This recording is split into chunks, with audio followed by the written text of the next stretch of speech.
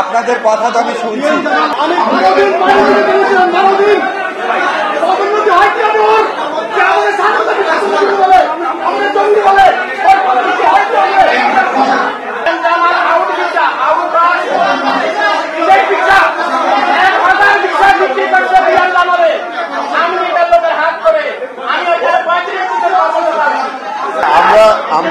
আমার মনে হয় আমরা একটু অনুরোধ করছি, আমরা একটু আপনাদেরকে শান্ত হওয়ার জন্য অনুরোধ করছি।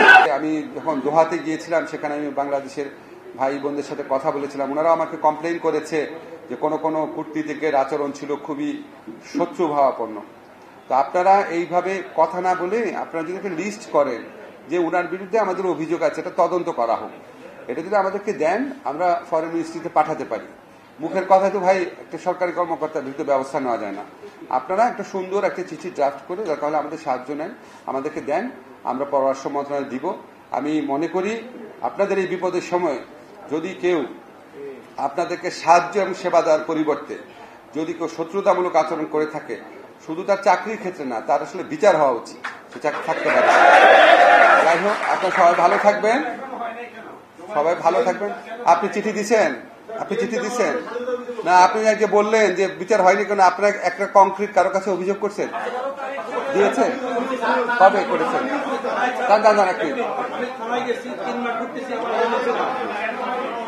আপনারা প্রবাসী, আপনারা শোনেন, আপনারা যে কূটনীতিকের বিরুদ্ধে শোনেন, একটা জিনিস শোনেন, আপনারা আমার মন্ত্রণালয়ের সাথে কথা বলছেন, আপনারা যেই কূটনীতিকের বিরুদ্ধে বা যেই সমস্ত কূটনীতিকের বিরুদ্ধে আপনাদের অভিযোগ আছে, এই মর্মে কি প্রবাসী কল্যাণ মন্ত্রণালয় কোনো চিঠি দিয়েছেন?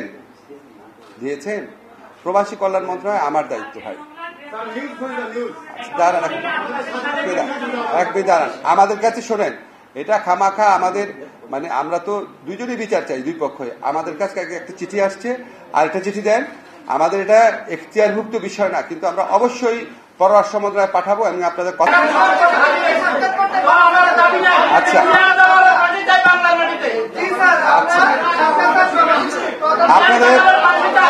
আপনাদের কথা তো আমি শুনছি। আপনাদের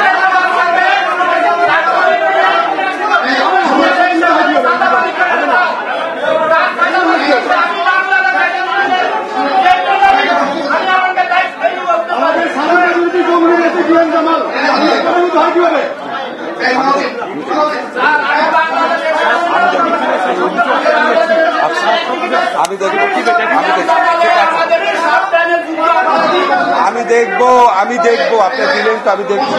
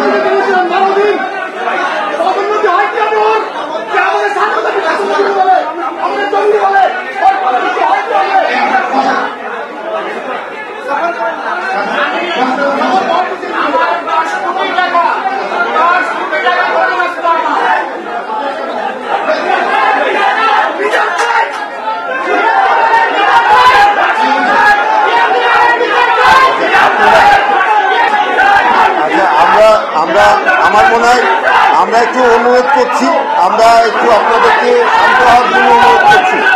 আপনারা একটু দয়া করে শান্ত হন, আপনারা দয়া করে একটু বসেন। আপনারা একটু সবাই যদি আলাদা আলাদা করে কথা বলেন তাহলে কোনো কথাই শোনা যাবে না। একটু দয়া করে বসেন, তাহলে তো কোনোটাই শোনা যাচ্ছে না।